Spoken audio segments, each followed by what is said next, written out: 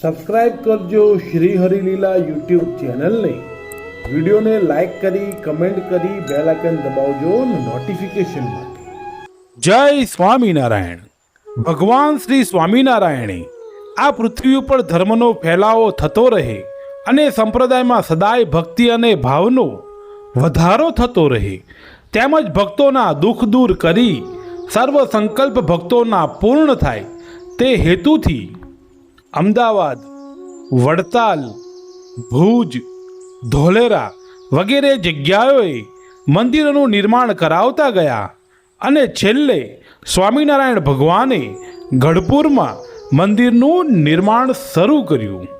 હજારો ભક્તો અને સંતોની સેવાથી ગઢપુરમાં સુંદર મજાનું મંદિર તૈયાર થયું અને ત્યારબાદ ભક્તોનો એવો સંકલ્પ હતો કે ગઢપુરમાં જેવી સુંદર મજાનું મંદિર તૈયાર થયું છે તેવી જ રીતે મંદિરમાં સરસ મજાની મૂર્તિની સ્થાપના થાય તો સારું।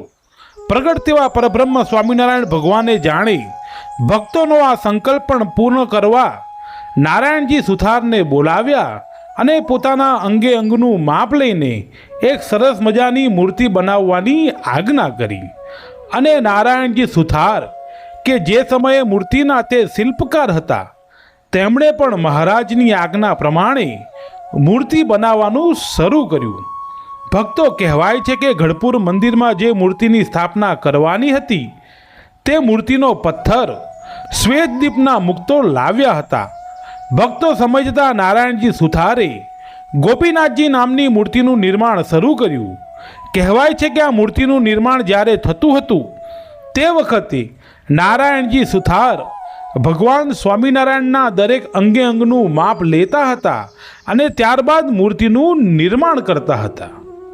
ઘણો સમય વીત્યા બાદ નારાયણજી સુથારે મૂર્તિનું લગભગ નિર્માણ પૂર્ણ કર્યું હતું અને ફક્ત મૂર્તિની માથા ઉપરની અંબોડાનો જે ભાગ હતો તે જ નિર્માણ કરવાનો બાકી હતો।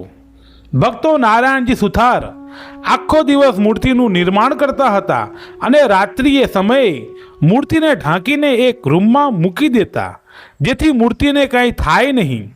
ભક્તો એક દિવસ મોટીબાને સંકલ્પ થયો કે મહારાજની ગોપીનાથજી સ્વરૂપની મૂર્તિ લગભગ તૈયાર થઈ ગઈ છે, તે લાવોને જોઈએ કે આ મૂર્તિ કેવી બની છે।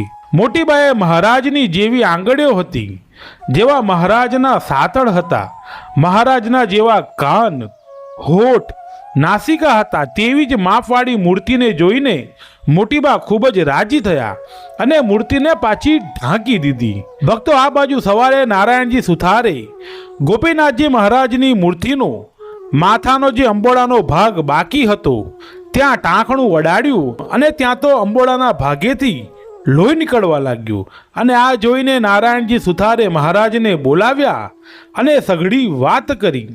ભક્તો ત્યારબાદ સ્વામિનારાયણ ભગવાને તમામ બાઈ ભાઈ, સાધુ સંતો વગેરેને બોલાવીને પૂછ્યું કે આ ગોપીનાથજી મહારાજની મૂર્તિને કોઈ અડ્યું હતું? તે વખતે મોટીબાએ કીધું કે હા મહારાજ, અમે મૂર્તિને જોવા માટે મૂર્તિને ખોલીને જોઈ હતી અને ભક્તો તે વખતથી જ મૂર્તિનું કામ અધૂરું રહ્યું અને હાલની તારીખમાં પણ તમે જે ગોપીનાથજી મહારાજની મૂર્તિના દર્શન ધ્યાનથી કરશો તો તમને તે મૂર્તિમાં અંબોડાનો જે ભાગ છે તે અધૂરો છે તે તમને જરૂર દેખાશે।